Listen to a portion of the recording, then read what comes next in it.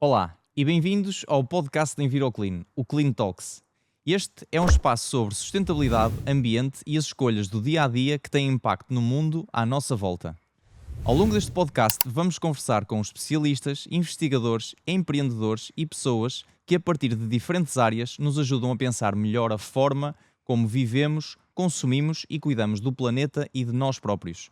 No episódio de hoje temos connosco o Bruno Abreu, CEO da Scubic, um projeto que cruza água, tecnologia e muita inovação. Bruno, obrigado por teres aceito o nosso convite. Quando falamos de água, as pessoas pensam que é um recurso garantido, mas o que é que está a acontecer realmente nos bastidores que a maioria das pessoas não tem consciência? Sim, a água é um bem garantido, não é? Chegamos a casa, abrimos a torneira e por magia a água sai.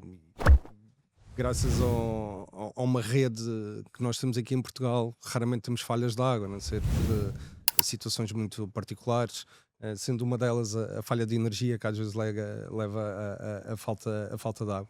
Mas lá por vermos a água nos rios a fluírem ou nas barragens onde ela esteja presente, não basta simplesmente ir lá buscar a água, bombear a água e metê-la numa rede pública. É um processo muito complexo que é preciso ser feito, é preciso garantir determinadas normas de qualidade para termos a qualidade da água que nós temos hoje em dia em Portugal, que em números há cerca de, acho que é 98 ou 99% de qualidade garantida. Isto são números bastante impressionantes e bastante bons.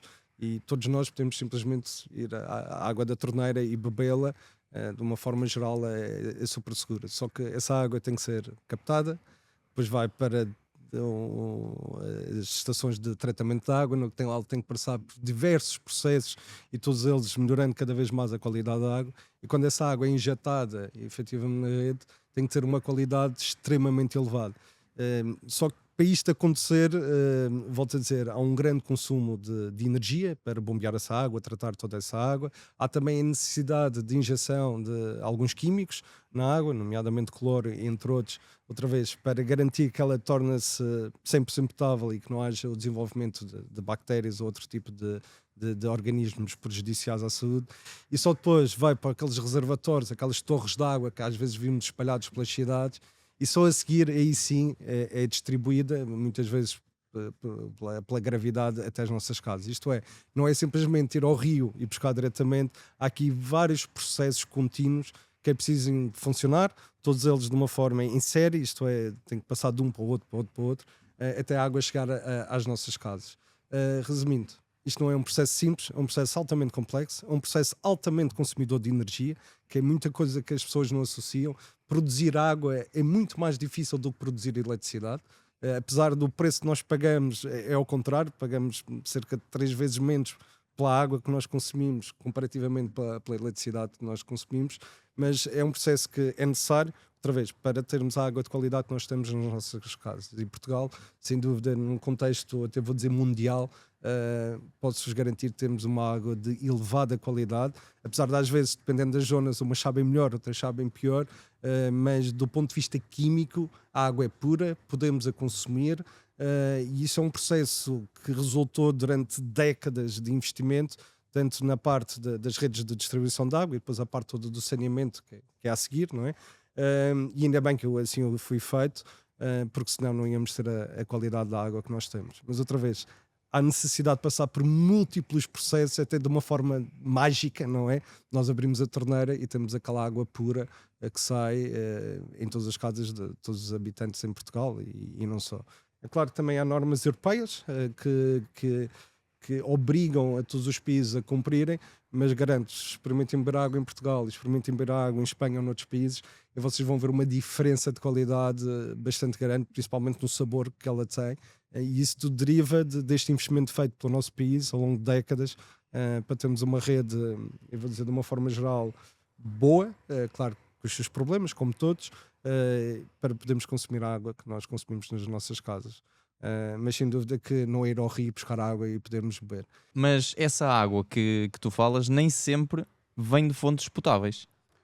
Não há, digamos, tirando os lençóis freáticos, que são aqueles furos que nós fazemos para ir buscar água, que é normalmente onde temos água de melhor qualidade, normalmente temos água de melhor qualidade, toda a água tem que ser tratada. Se uma pessoa pensar que uma água de um rio é pura, garanto com vocês, experimentem beber e vão ter problemas muito, muito rapidamente. Quem diz de um rio, diz de uma barragem.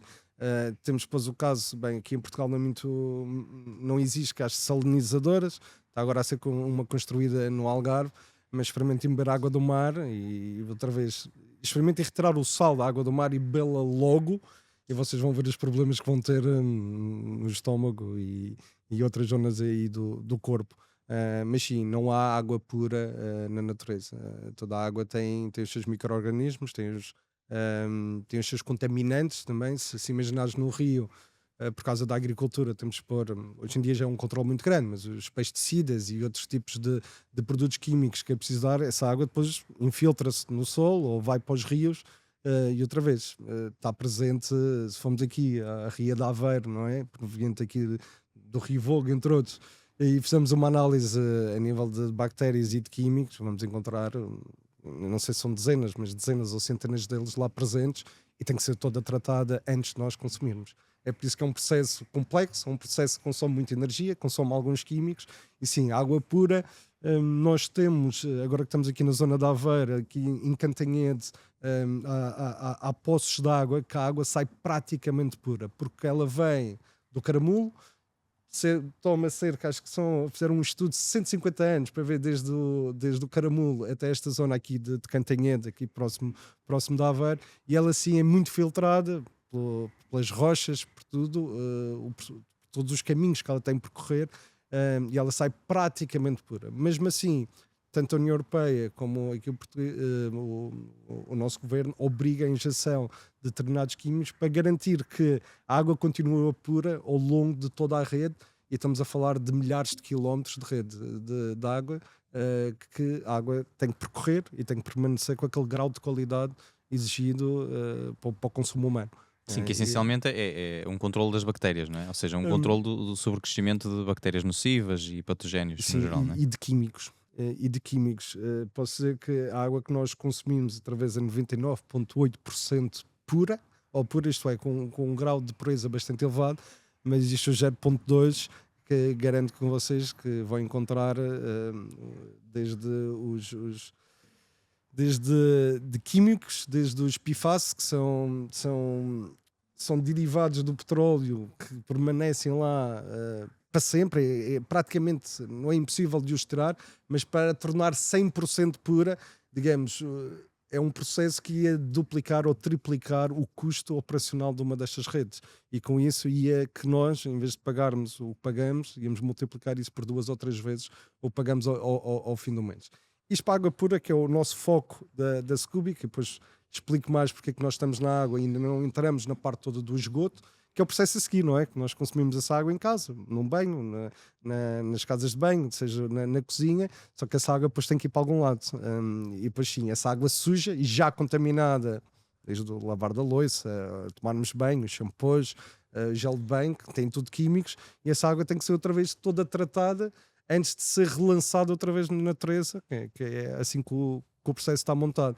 E outra vez mais, consumimos uma brutalidade tanto de energia, principalmente energia, para conseguirmos limpar essa água antes de a retornar à natureza, porque se estivéssemos a retornar essa água contaminada à natureza, não íamos ter as praias com as bandeiras azuis que nós temos, não íamos ter os rios com a qualidade de água que nós temos, e outra vez mais, para depois consumirmos outra vez essa água, íamos necessitar de um processo de limpeza ainda maior, ainda com maior consumo de energia, com maior consumo de químicos, para voltar a ser consumida, porque outra vez a água retorna, mesmo seja lançada no mar, ela acaba por ser evaporada e vai chover nos rios ou noutras fontes para voltar a ser consumido.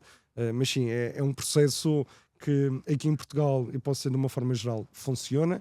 Temos uma grande abrangência, acho que está à volta dos 98% do abastecimento de água é tudo feito pelas redes prediais. A coleta do esgoto é um pouco inferior, porque ainda há determinadas casas, em determinadas zonas que ainda utilizamos as fossas, mas de uma forma geral Portugal está na linha da frente do que se melhor faz no mundo.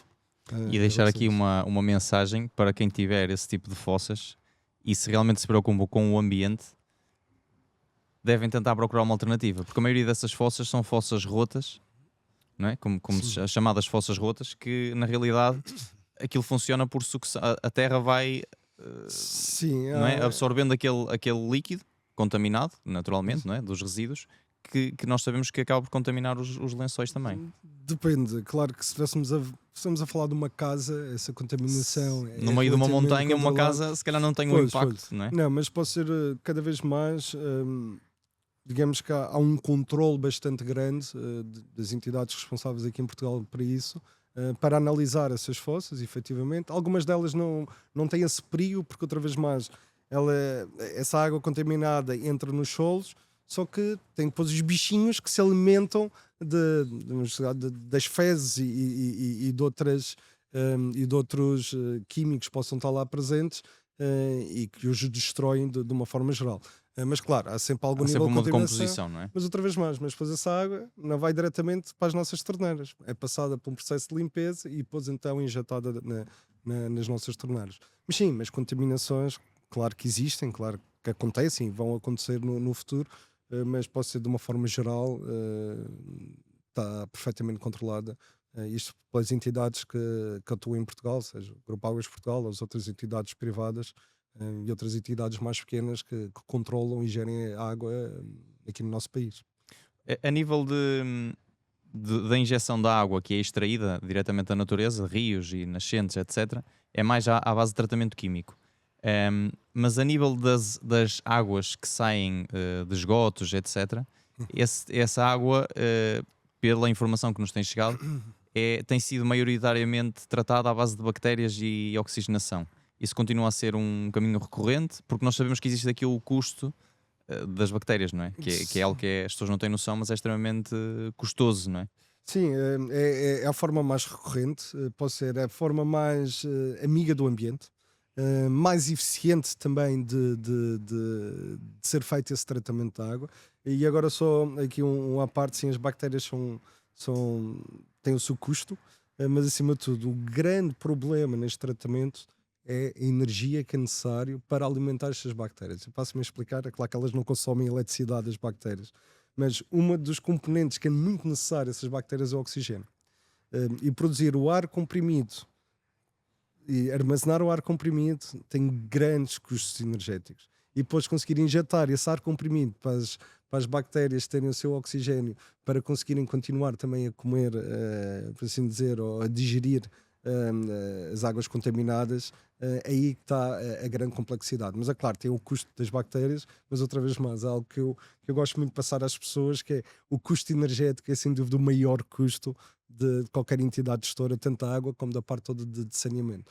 Mas sim, as bacteriazinhas são essenciais, ainda bem que elas dizem, fazem um trabalho tremendo, também não pedem férias, não tiram dias de folga e estão ali 24 horas por dia a comer e a digerir toda, vamos chamar essas águas cinzentas, assim que às vezes chamamos, que é necessário. Agora, elas não conseguem digerir tudo. Pronto. E depois há uma coisa que eu penso que ainda vamos falar aqui um pouco mais à frente, que é porque é que nós lançamos a água para o mar tratada, puramente limpa, e nós não reutilizamos essa água para outro tipo de funções, como por exemplo regar um jardim, ou limpeza de estradas, ou outro tipo de aplicação, que essa água que está praticamente pura, porque ela assim que sai da estação de tratamento do esgoto, sai, eu posso dizer, praticamente pura e qualquer pessoa podia a consumir. Só que temos ali uma pequena percentagem de químicos que é impossível, não é impossível, é muito difícil de os tirar, descontaminar essa água, depois retirar esses químicos. E esses químicos que impedem que a gente não beba a água, entre aspas, do esgoto, claro, depois de estar tratada e é utilizada para outros fins. É claro que essa utilização aqui em Portugal ainda é muito pequenina, mas noutros países, posso dizer, se formos para o Japão, toda a água que é tratada do esgoto é injetada outra vez para o consumo humano.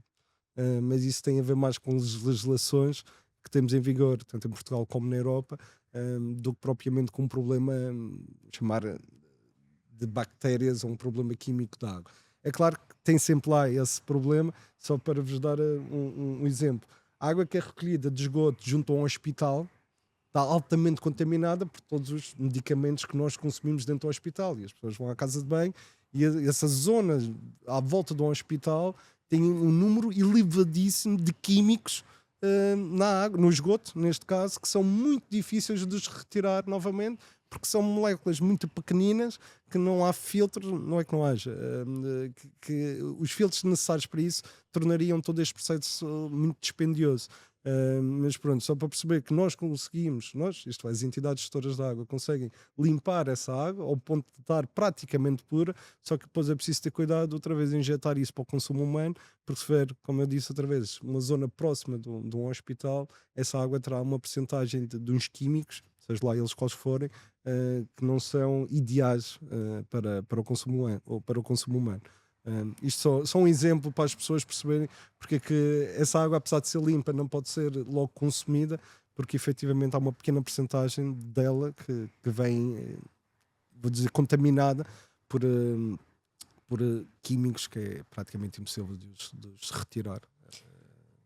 E como é que as empresas e as pessoas podem atuar para atenuarem essa contaminação? Pois, isso é uma excelente Ou pergunta. facilitar esse processo. Nós temos uma opção nos nossos produtos, naturalmente, Eu acredito que à base sim. de bactérias que ajuda, mas também gostaria de ouvir se existem outras, certamente que existem outras soluções, digamos assim, que as pessoas, ou medidas ou ações que as pessoas possam executar para atenuar este processo, não é? Porque na verdade é responsabilidade de todos nós. Sim, sem dúvida alguma. Claro que o nosso consumo humano em casa, isso não é problemático. Agora, quando estamos a lidar com indústrias, assim, de uma forma geral, seja desde uma indústria médica ou hospitalar, seja outra fábrica de produção, seja o que for, hoje em dia já há normas muito grandes que essa água tem que ser tratada antes de entrar na rede de esgoto e cada vez mais acredito que eles vão apertar, a legislação vai apertar cada vez mais com isso. Já existem soluções de tratamento, de um pré-tratamento, e existe, por acaso conheço uma empresa holandesa que faz uma espécie, para as pessoas terem uma noção, uma espécie de um esquentador, de uma forma grande, no qual a água do esgoto passa por esse processo e sai no fim praticamente limpa, e depois as pessoas podem pegar nisso e usar para regar os jardins ou mesmo para o consumir. Já está muito aplicado, por exemplo, em estádios de futebol, para o tratamento de tudo aqui a balneários pronto, e outro tipo de usabilidade que faz com que essa água seja suja. Mas outra vez mais, ainda não há uma legislação que obriga todas as entidades a que terem que ter esses, vamos chamar isso, equipamentos de pré-processamento de água antes dela entrar aqui no esgoto. Mas é claro, indústrias como a têxtil, indústrias como tintas e outras não podem injetar simplesmente a água diretamente para o esgoto, senão isso ia ser uma contaminação brutalíssima e mesmo depois tratadas, a entidade que as tratar ia ter muitos problemas para conseguir garantir a qualidade no fim do tratamento. Agora, há soluções, vamos chamar mais físicas, não querendo entrar pelas químicas, que garantidamente não é a minha especialidade, que é a passagem por muitos filtros para eliminar todas essas bactériazinhas, todas essas moléculas, para conseguirmos ter no fim uma água próxima do que é considerado pura para vamos chamar, para a União Europeia e para Portugal. Agora já existem alguns equipamentos que o permitem. É claro que às vezes escalar esses equipamentos para grandes indústrias tem que ser feito como se fosse uma extração de tratamento de esgoto, quando vemos aí espalhadas por todo o país. Mas não há nenhuma solução milagrosa, sem custos e sem grande consumo de energia que permita fazer isso. Ou melhor, que eu conheço. Ou seja, são pequenas ações também que são necessárias fazer, não é? Pequenas mudanças que se podem fazer.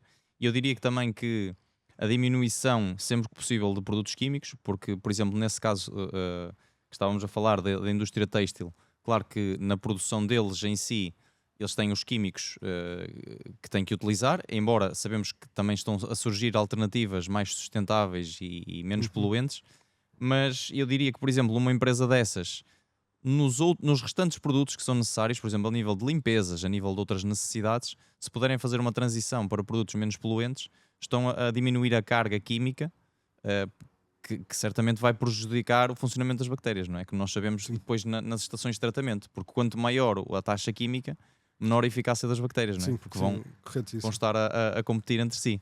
Sim, sim. Não é? Eu disse aqui há muitos anos atrás, isto da sustentabilidade, queremos ser amigos, é tudo muito bonito, mas tem um custo elevado. O que é que eu quero dizer com isso? Esses químicos que acabou de referir, ou os químicos mais chamar biodegradáveis ou amigos do ambiente, bem, volto a dizer, não sou especialista, mas provavelmente são mais caros do que os químicos, vamos chamar mais tradicionais para fazer esse tipo de limpezas. Agora já não. Já não? Não, Ok, não, agora já sim, foi. sim. Já é Pronto, bastante mas durante muito competitivo. tempo era isso. Eu tinha Claro. um produto que custava 10, outro que custava 30. O chamado greenwashing, não é? Exatamente. Pá, é claro que eu ia tentar usar sempre o 10 para não usar o 30, que era 3 vezes mais.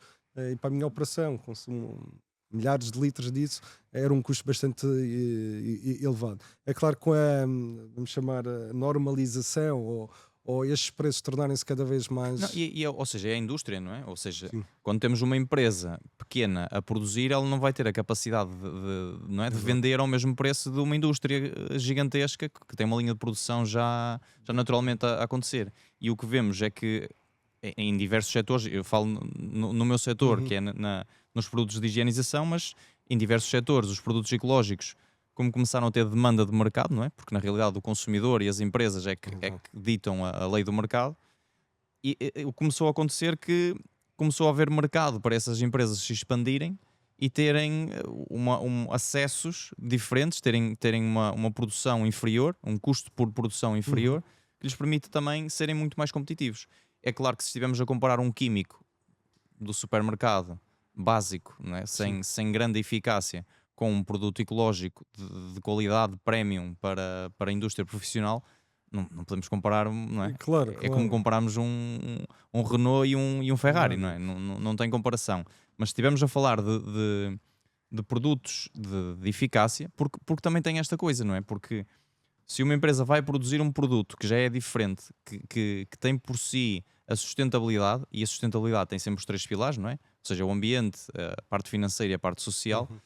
Ou seja, se temos que englobar isto tudo, temos também que ter a parte da eficácia do produto garantida, não é? Porque não vamos estar a criar um produto com todas estas nuances e depois o produto não ser eficaz.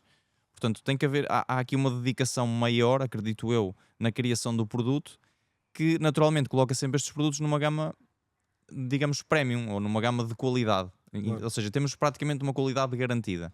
E é claro que depois temos que comparar isso com produtos de igual qualidade na parte química. E aí são. E não falo só do nosso caso, falo Sim, sim, mesmo sim, sim. de outras soluções no mercado. Já são extremamente competitivos e às vezes até mais baratos. E depois temos outras questões, como a parte de utilizar os produtos concentrados, de recorrer, ou seja, quando estamos a falar de um produto concentrado, não estamos só a falar de utilizar, ou seja, do produto render mais economicamente. Estamos a falar de utilizar menos embalagem, estamos a falar de reduzir o transporte, estamos a falar da pegada do carbono Claro. diminuir, não é? Estamos a falar de todas essas Uhum. questões. E às vezes nem é só o trocar o detergente.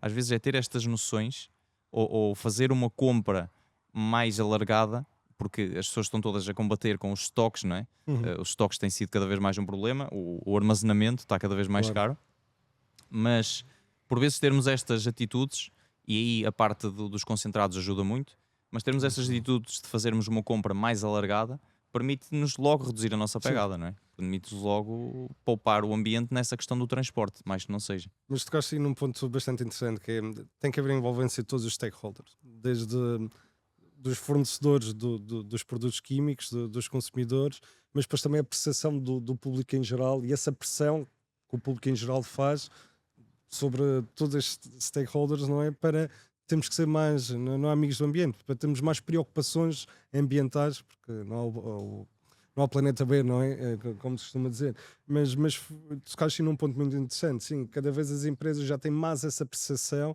que tem o impacto, como disseste, o ambiental, o económico e o social, mas isto é uma coisa relativamente recente. Quando eu digo recente, sei lá, dos últimos 10 anos, que se fala muito disso, apesar de Portugal ter feito um processo já com várias décadas.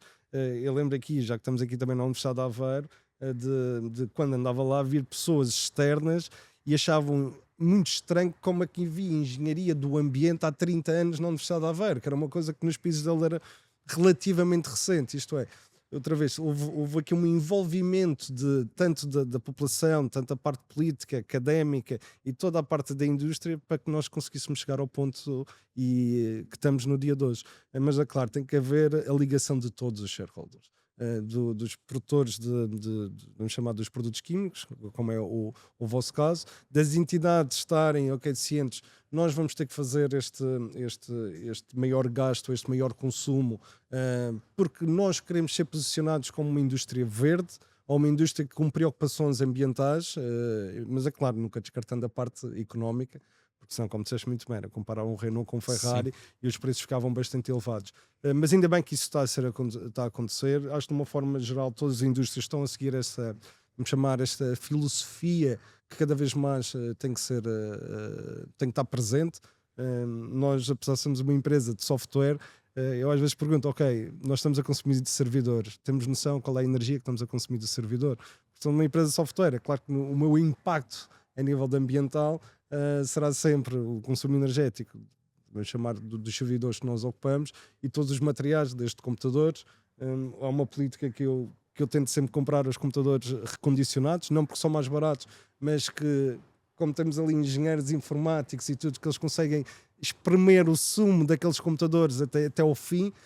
Mas outra vez, tem que haver esta ligação de todos os stakeholders da indústria, desde a produção até à população, na outra parte, e para que isto funcione verdadeiramente e que nós conseguimos causar esse impacto.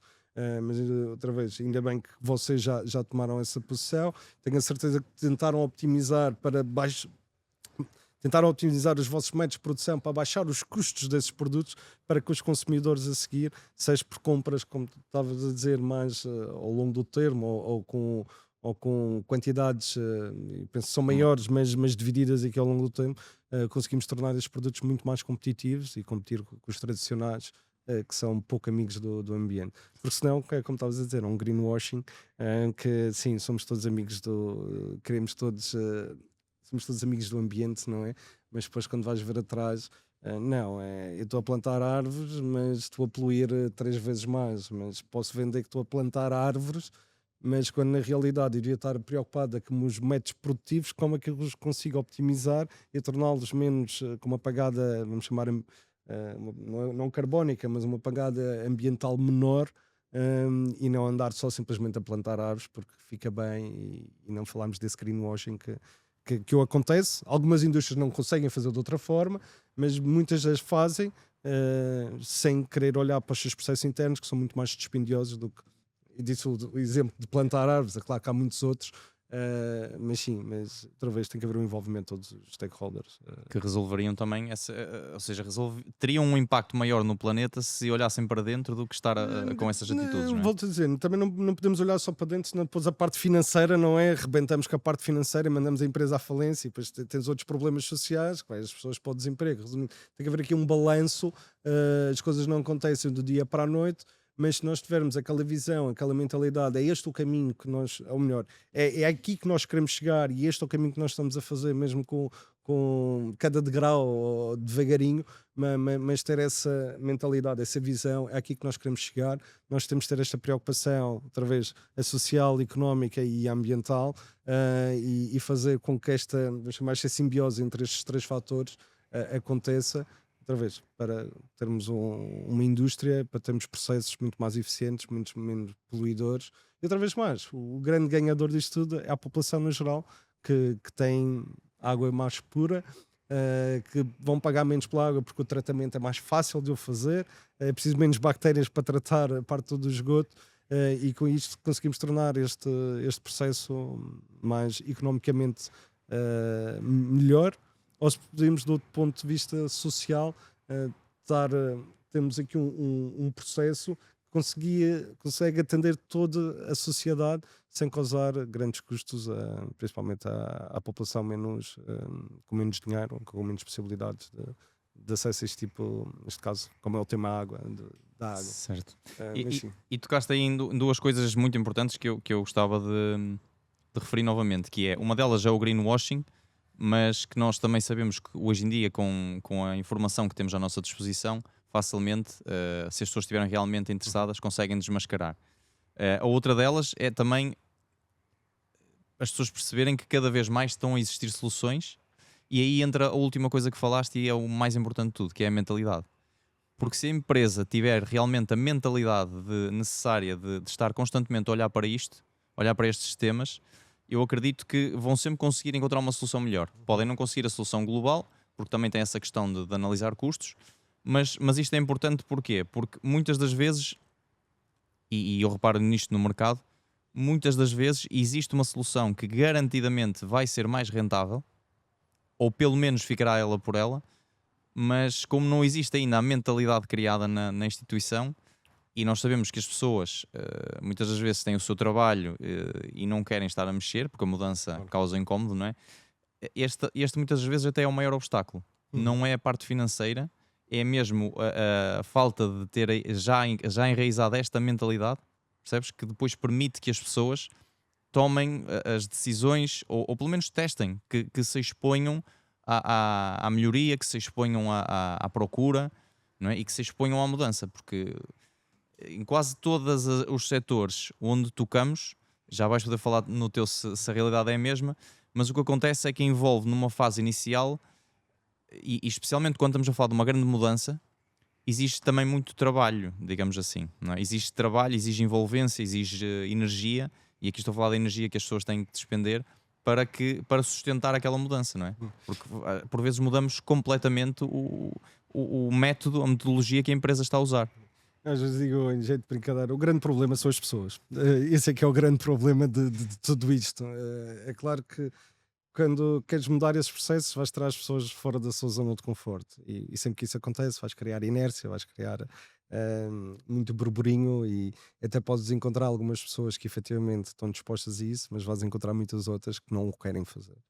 E nós vimos isso no setor, e depois vamos falar aqui um pouco mais à frente. Mas também tocaste aí num ponto que as empresas que não adotarem esta cultura, eu garanto que vocês vão morrer. Pode não ser a um curto prazo, mas a médio e longo prazo vão acabar por morrer, porque a própria sociedade está à procura deste tipo de soluções, está à procura deste tipo de empresas que têm esta preocupação e que queiram trabalhar desta forma. E outra vez mais, pode não ser a curto prazo, mas a médio e longo prazo essas empresas vão morrer. Isto não sou eu a dizer, basta ler os estudos cada vez mais que é isso que acontece. Aquelas empresas, não, eu vou continuar a fazer o meu processo, eu não vou mudar, eu não quero, tanto seja do ponto de vista de inovar no seu processo, como do ponto de vista de inovar do ponto de vista ambiental. É uma questão de tempo, porque a sociedade está a mudar e outra vez, se elas não conseguem inovar para ir de encontro a essa visão que a sociedade pretende para o seu planeta ou para o seu país, é uma questão de tempo até morrerem. Por isso, as empresas têm que fazer isso obrigatoriamente se quiserem continuar minimamente sustentáveis. Volto a dizer, podes não sentir a curto prazo, mas a médio e longo prazo, de certeza que isso irá acontecer. Depois tem essa parte toda do greenwashing. Eu posso dizer, não é fácil para todas as indústrias tornarem-se, mesmo olhando para os seus processos internos, conseguir melhorar os seus processos internos. Eu lembro, há muitos anos atrás, nós estávamos a falar de pneus. Pneus é um grande problema. Porque trocamos de pneus, sei lá, todos os anos, ou de x em x mil quilómetros. Há milhares de pneus. Contudo, não há uma forma para conseguirmos reciclar esses pneus.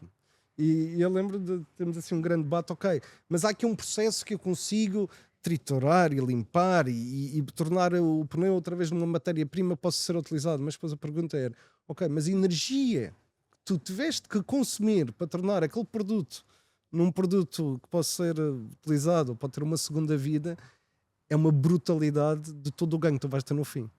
E então aquela questão, devemos fazer isso? Devemos ter esse consumo energético para, outra vez, mais um exemplo, para triturar e tornar os pneus possam ser reutilizados para uma outra coisa qualquer, ou a borracha dos pneus para uma outra coisa qualquer, mas estamos a poluir mais. Então, o que é que devemos fazer? Resumindo, isto são perguntas que não há uma resposta fácil. Esta história dos pneus já tem décadas cá este debate, mas pronto, só para dar aqui um exemplo que às vezes pode-se estar a acusar de está aqui a haver uma espécie de um greenwashing, ou esta empresa não quer inovar. Não. A tecnologia que nós temos para fazer aquele produto, a tecnologia atual que nós temos para fazer aquele produto e que seja viável, não é? Viável do ponto de vista técnico, mas também do ponto de vista económico, ainda não evoluiu o suficiente para que nós no fim conseguimos reciclar e dar uma segunda vida a estes materiais. O que é que eu quero dizer com isto? não são todas as indústrias que de uma forma razoavelmente fácil ou com alguma inovação conseguem tornar-se menos ou mais amigas do ambiente, ou mais verdes, se quisermos chamar assim. Mas é claro, como eu disse, as indústrias têm que mudar, têm que ter esta mentalidade. Depois tu regaste isto o processo que é as pessoas e os seus processos internos. Outra vez, às vezes não é uma questão puramente tecnológica, é virar para aquelas pessoas que às vezes têm 20 e 30 anos de casa e dizer, olha, tudo o que você fez nos últimos 20 ou 30 anos vai ser deitado para o lixo. Estou a exagerar aqui um pouco, mas vamos mudar 50% ou 60%. Pá, e essas pessoas dizem, mas eu não sei fazer de outra forma. E conseguir ganhar essas pessoas, conseguir vê-las que efetivamente é este o caminho, que é necessário fazer este o caminho para garantir a sustentabilidade da empresa, pode ser, é um processo demoroso, doloroso, e que nem não gosto, não há coisas impossíveis, mas às vezes em determinadas pessoas impossíveis de acontecer. Mas é claro, outra vez mais, temos que fazer isto, dói a quem doer. Agora, quando saímos da nossa zona de conforto, independentemente seja o operador que esteja lá há 20 ou 30 anos, seja nós como diretores executivos e CEOs, temos de tomar aquelas decisões estratégicas que vai sair da nossa zona de conforto. Isto dói e nós não gostamos de ter que tomar estas decisões, mas tem que ser feito. Não há outra possibilidade, porque senão outra vez vamos matar a empresa a médio e longo prazo, se não for mesmo a curto prazo, ou vamos matar o planeta. Planeta, vou chamar aqui o ecossistema próximo de nós, ou de onde nós vivemos.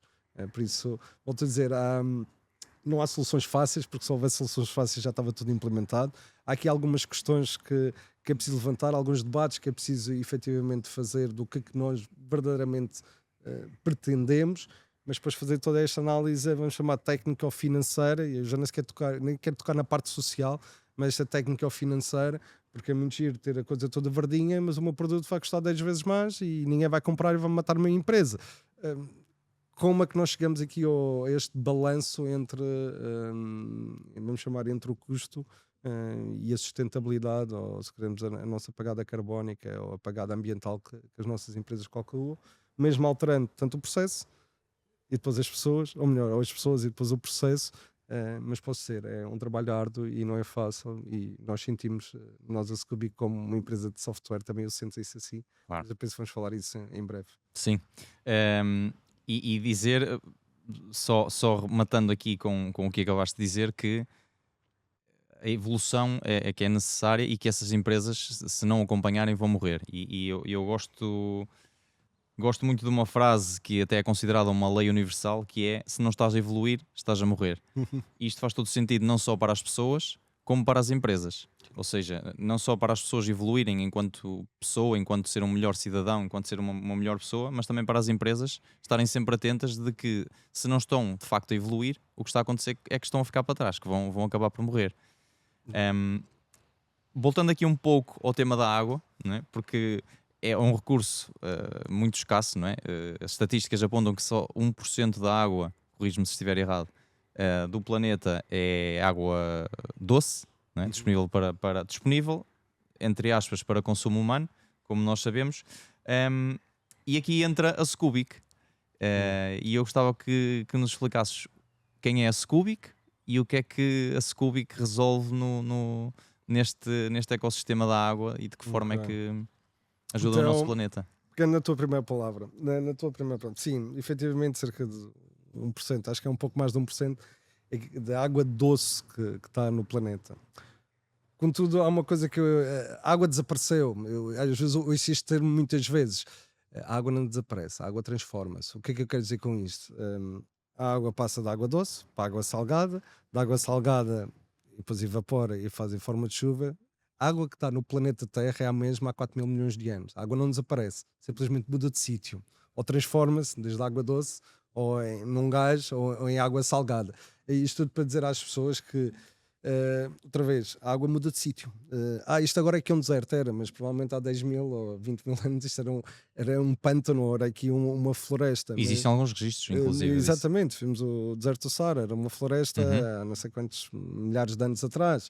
Isto tudo por mudanças, vamos chamar, climáticas, ou mesmo do planeta, e não tinha nada a ver com os humanos, porque elas já existiam muito antes dos humanos, mas só para dizer que sim, a água muda de sítio, ela não desaparece. Porque é um termo que a água desapareceu. Não, ela mudou de sítio. Deixou de chover aqui, mas começou a chover muito mais além. E pronto, simplesmente é desmistificar isso com isso muitas vezes. Que gosto sempre de dizer, a água no planeta é a mesma. Ela simplesmente muda de sítio. Ou de forma, passar de água doce para água salgada ou congelada.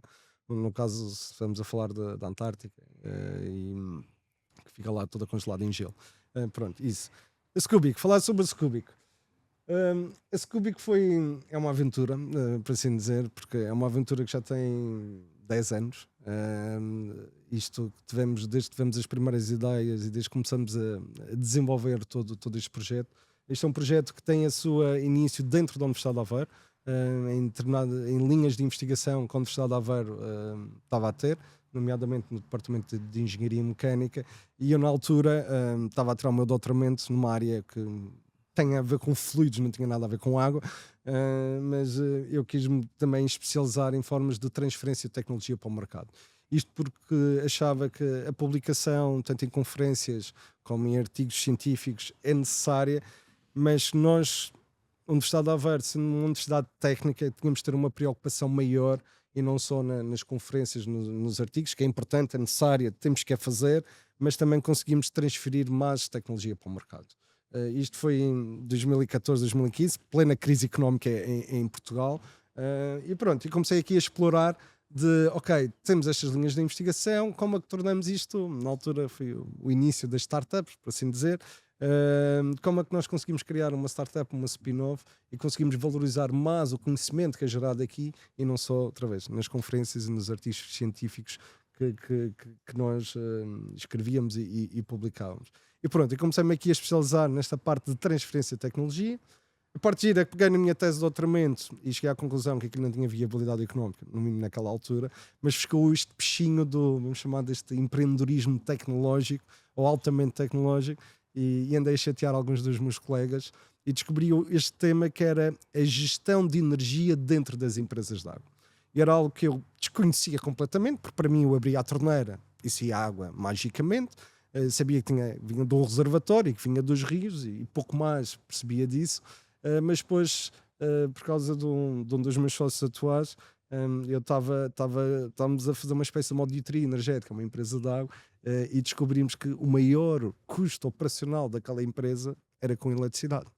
E pronto, e foi quando começamos a ligar, ou melhor, quando eu comecei a ligar a água e a energia e a ver que são duas coisas que estão intrinsecamente ligadas. Se nós vemos que temos as barragens, nós precisamos de água para produzir eletricidade, mas depois precisamos de muita eletricidade para produzir água, como falamos aqui no início do nosso podcast. Mas pronto, fui assim, peguei nessa ideia, começamos a desenvolver, por acaso, numa parceria com a Coitec, da Ocotec na altura, e com a Porto Business School, começamos a desenvolver os primeiros business plans, os primeiros modelos de negócio, que eram draft, e chegamos à conclusão que, com base em muita inteligência artificial, com base no analytics que hoje em dia faz, com base em algoritmos de otimização, nós conseguíamos produzir aquela água jogando com os custos de eletricidade, com a produção de energia renovável, e conseguimos produzir uma água, claro, exatamente com a mesma qualidade, mas para a empresa com um custo de produção inferior. Isto é, 1 metro cúbico ia custar menos euros à empresa produzir aquele metro cúbico, com esta conjugação de fatores que envolvia otimização energética para a produção de água. Mas outra vez mais, somos uma empresa de análise de dados, ou Data Analytics, que atacou este problema, este nicho de mercado, que era como é que nós conseguimos gerir melhor a energia dentro das empresas de abastecimento de água. Isto também porque as empresas de abastecimento de água, de uma forma, agora estou a generalizar aqui um pouco, algumas delas têm mais do que uma década de dados parados em bases de dados que não fazem muito pouco com elas. E a coisa é, okay, como é que nós pegamos nesta commodity, que os dados hoje em dia é uma commodity, e conseguimos valorizar esta matéria-prima, não é bem uma matéria-prima, estes dados que estas empresas tinham e estavam lá parados, e o que é que a gente consegue fazer mais com isto? Isto tudo com base em, eu vou dizer a palavra inteligência artificial, apesar disto ser hoje em dia muito vomitada esta palavra, mas inteligência artificial, depois posso ir buscar outras palavras como gêmeos digitais, os digital twins, e depois, claro, a parte toda da otimização energética e operacional dentro das empresas de água. Mas tem sido uma aventura bastante grande. Há 10 anos atrás, sempre que eu dizia a palavra inteligência artificial, ninguém me batia, mas eu via pelo olhar que pensavam que ia trazer um exterminador implacável para gerir as empresas de água.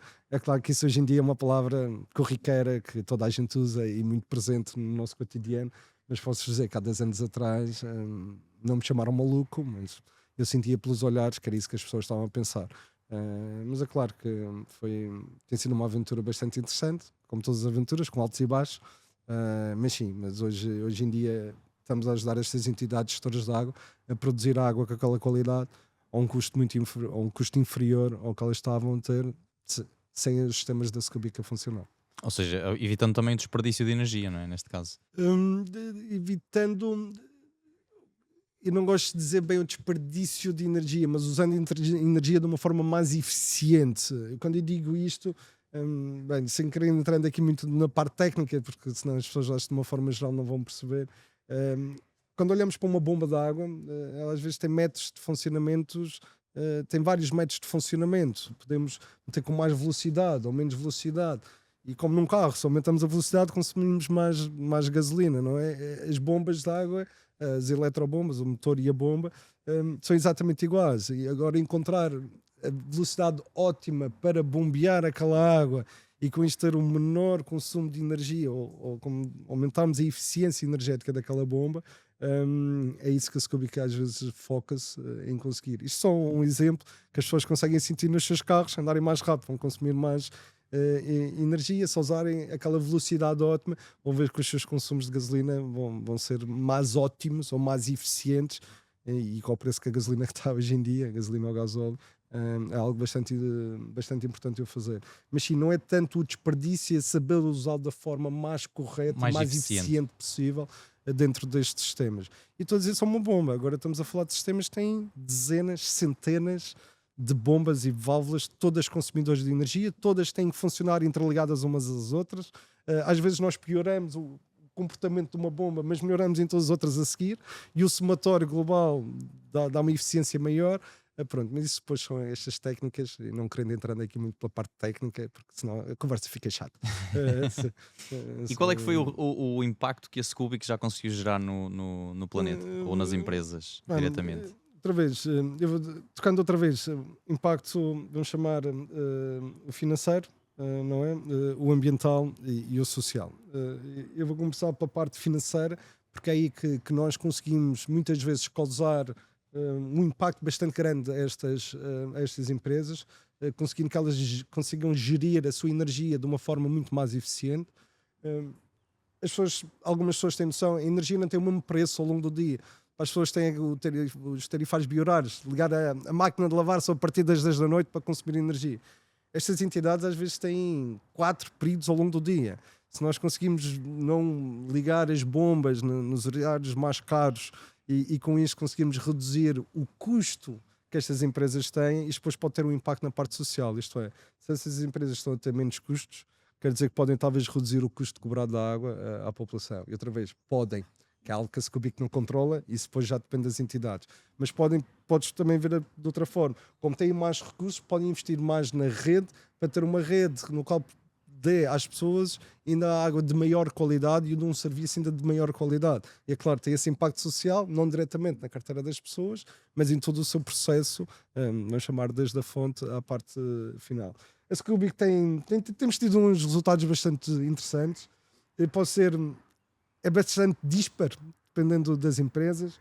O nosso melhor resultado foi uma redução de 21% na fatura, no custo energético de uma entidade gestora de águas. Foi bastante interessante, foi o nosso melhor resultado.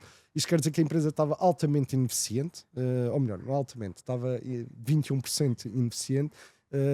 Posso ser que um cliente bastante satisfeito, que teve um retorno de investimento super rápido para o que nos teve que pagar para nós implementarmos, mas isso do ponto de vista financeiro.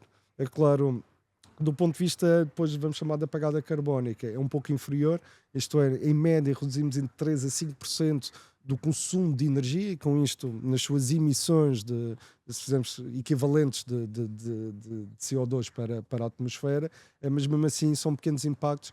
Mas estamos a falar de empresas que gastam milhões de euros por ano em eletricidade e com isto têm toneladas e toneladas, milhares de toneladas de emissões de CO2 para a atmosfera.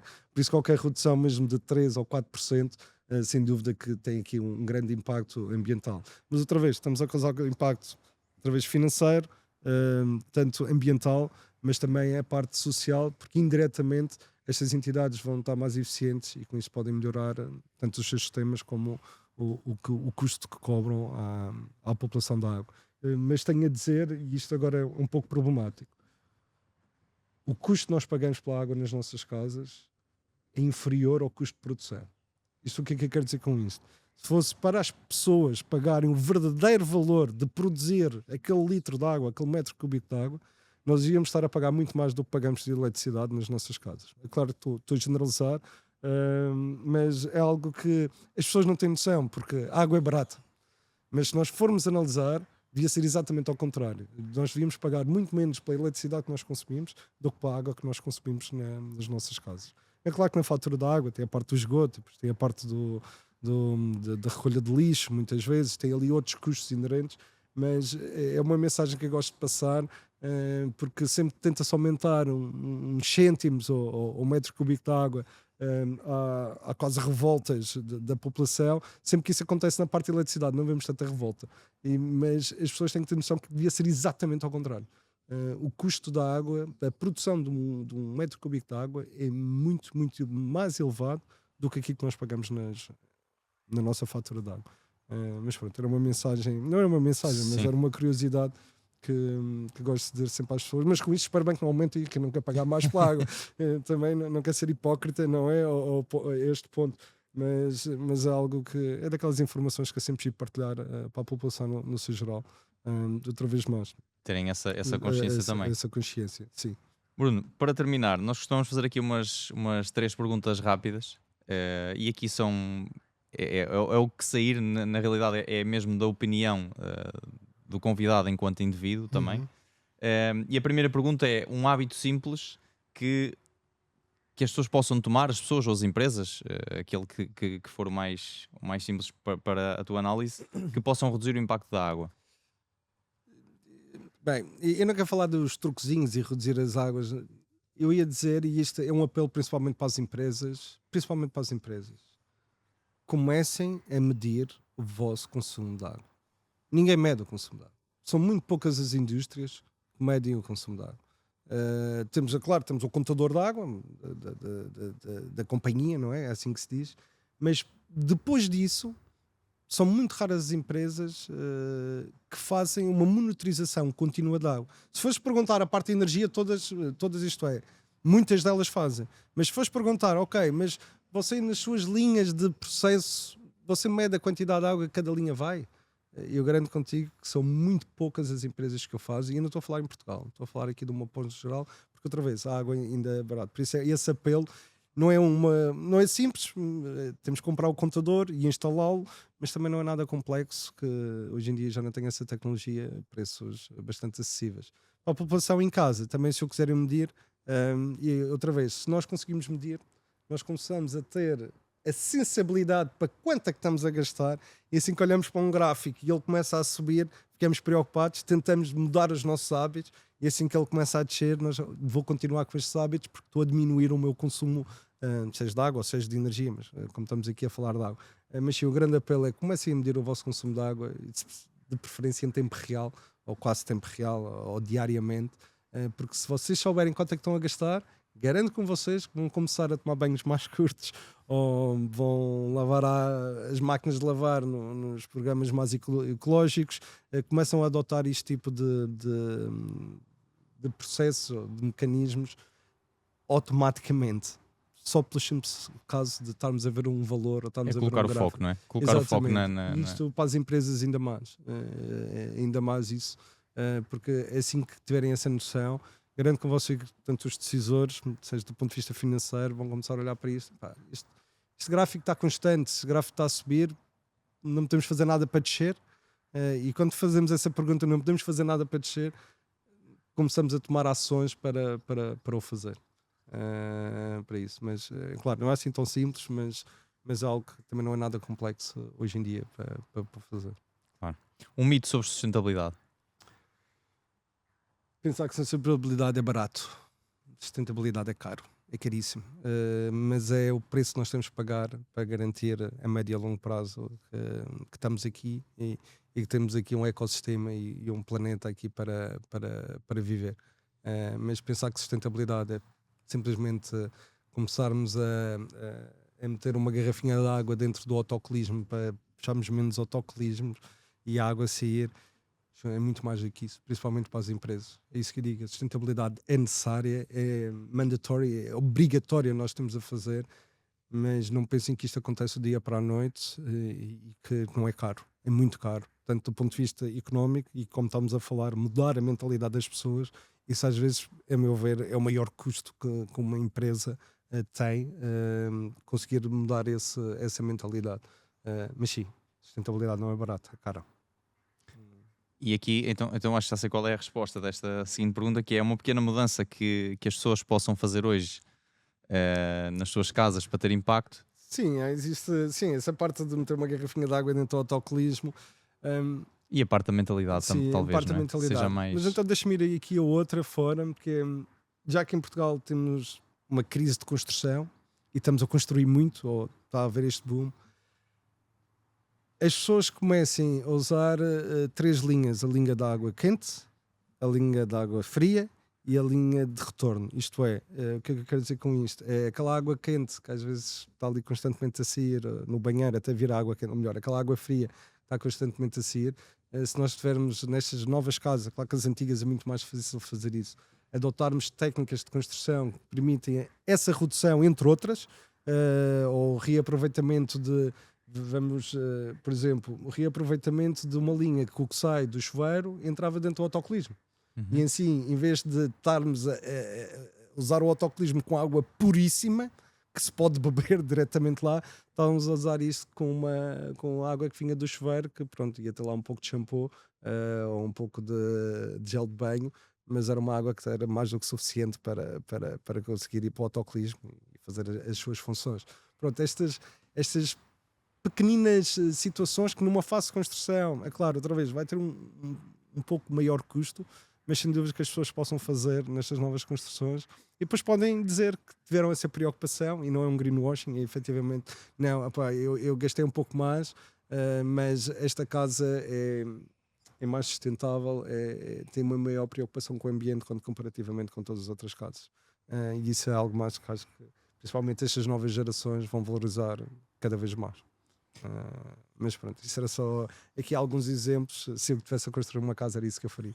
Isso é um ótimo exemplo, até porque essa questão dos autocolismos, eu não sei quem foi que disse esta frase, sei que alguém disse mesmo esta frase, mas independentemente disso é o conceito que conta, que é: há zonas do mundo que dariam tudo para beber a água com que nós descarregamos o nosso autocolismo. Completamente. E volto a dizer, estas ideias não são minhas, longe de mim, mas eu já tive a oportunidade de estar com certas pessoas do Japão. O Japão é um país fantástico, apesar de nunca ter estado lá, mas tem que ir lá. Está na lista. E é mesmo isso, tipo, se tu falares com os japoneses e disseres que usas água de autocolismo puríssima, que dava para beber, para eles é um choque, mas é uma coisa tipo, mas vocês vivem em que século? Vocês devem estar a ver, tipo, já nem digo o século passado, que isso foi só há 26 anos, mas tipo, há mais de 100 anos atrás, isso é impensável. Tipo, outra vez, aquela história de usarmos a água de esgoto, que é depois toda limpa, e jogamos no mar. Porque é que essa água não é utilizada para lavar as estradas? Porque é que essa água não é utilizada para regar os jardins públicos? Para apagar incêndios. Para apagar incêndios. Isso depois vai dar o problema que onde é que O armazenamento. a cidade. Pronto, estamos aqui o resto da tarde toda a falar sobre isto. Mas sim, sem dúvida que este tipo de ações, se todas as pessoas conseguirem contribuir com pouco, iremos garantir o planeta A e não estamos aqui a pensar em ir para Marte, assim qualquer coisa. Ainda bem, ia ser pior que também não tinha água. Mas... Se tivesse de deixar uma mensagem para quem nos está a ouvir relativamente ao futuro da água, qual é que seria a mensagem? Do ponto de vista político, deixa-me pôr, o que eu disse, a água que está neste planeta é a mesma há 4 mil milhões de anos. Nós temos é que ter opções para criar a água que nós precisamos para o nosso consumo. Quando digo opções, temos os rios, temos as barragens, temos os furos, temos as desalinizadoras, porque Portugal está banhado por este oceano e desconfio que este oceano vai secar isto aqui nos próximos milhões de anos ou milhares de anos. Mas eu costumo dizer, eu gosto de ter opções. E principalmente quando estamos em períodos de crise, se nós tivermos opções, conseguimos lidar com essa crise de uma forma muito mais fácil. Quando eu digo isto, perigos de crise, este ano choveu muito. Temos água, segundo as estimativas, para 2 ou 3 anos. Portugal não tem problemas com água. Mas a gente não sabe quando é que vai ser o próximo período de chuvas. Pode demorar 5 anos, pode demorar 10 anos. Mas se nós tivermos as opções já implementadas, e muitas delas demoram o seu tempo a implementar, quando tivermos que lidar com estas crises, e elas vão acontecer, independentemente seja qual for a razão delas acontecerem, se tivermos opções em cima da mesa já preparadas, conseguimos lidar com estas crises de uma forma muito mais fácil. Isso mais, vamos chamar, vou dizer, técnico-político, apesar de não sou político, nem quero entrar para essas temáticas, mas ter opções em cima da mesa é sempre muito, muito importante. Outra temática da água, não digo a água como garantida. Quando digo garantida, é que o preço da água é aquele que nós pagamos. Nós devíamos pagar 3 vezes mais, porque com isso conseguíamos reduzir, ter dinheiro para investir nas redes, conseguíamos diminuir as perdas de água ou as fugas de água, como eu gosto de dizer, conseguimos ter uma rede de saneamento ainda melhor, mais optimizada, e todo este processo de produção de água, seja desde o rio até as nossas casas, depois das nossas casas outra vez até o rio, ia ser feito de uma forma muito mais eficiente, mas para isso ia ser necessidade de todas as pessoas contribuírem. E é claro que isto que eu estou a dizer não é nada bonito dizer, nós devíamos ter que aumentar o nosso custo, e isto dependendo das regiões é muito mau eu estar a fazer esta mensagem, mas é preciso que as pessoas tenham noção. O preço que vocês pagam pela água não é o preço que as entidades gestoras pagam para a produzir e a distribuir.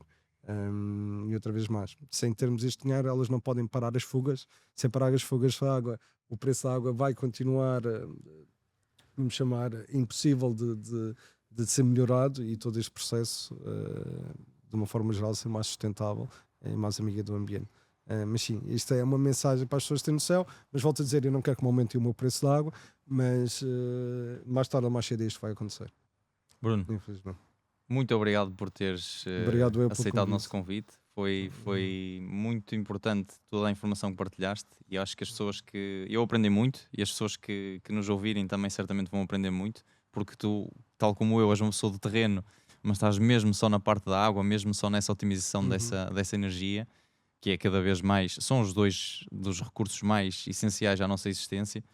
E é muito bom teres essa consciência, trazeres essa consciência, e uma consciência muito equilibrada de custo-benefício, de que existem coisas para fazer, mas também temos de ter noção do impacto social, etc. Essencialmente agradecer-te pela tua presença e também pelo conhecimento que partilhaste e por tudo que partilhaste connosco. Eu que agradeço, é sempre um prazer poder partilhar alguns destes conhecimentos e algumas das minhas opiniões. Às vezes acredito que certas pessoas podem discordar de mim, mas agradeço muito também aqui pelo convite. Foi um prazer muito grande esta conversa. Obrigado. Obrigado. Este podcast é uma iniciativa da EnviroClean, uma empresa portuguesa que desenvolve soluções de limpeza biodegradáveis e sustentáveis utilizadas por algumas das maiores empresas do país, com o objetivo de reduzir o impacto ambiental e promover práticas mais responsáveis. Se quiserem saber mais sobre a EnviroClean e sobre as soluções que estão a ajudar empresas a reduzir o seu impacto ambiental e na saúde de colaboradores e clientes, podem visitar o nosso website e loja online em www.enviroclean.pt. Obrigado a todos os que nos acompanham neste episódio e vemo-nos no próximo.